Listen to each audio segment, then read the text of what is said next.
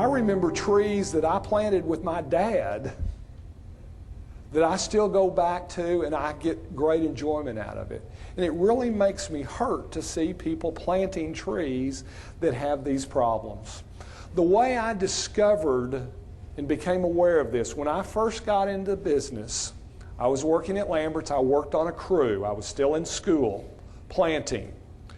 And one of the very first lessons that I learned was how to plant an azalea.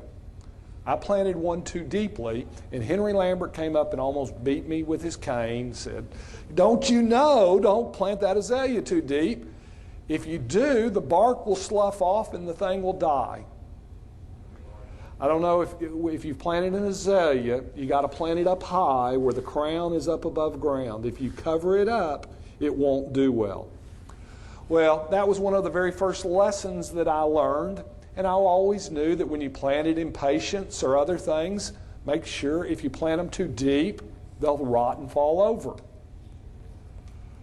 Well, trees, the same thing will happen to them, but the time frame is much greater.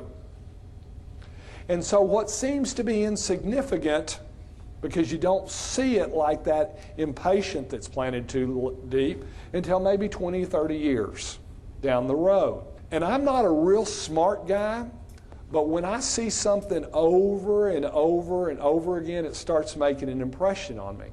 I started seeing the tree that had a problem up here that we were treating really related to what was going on the base.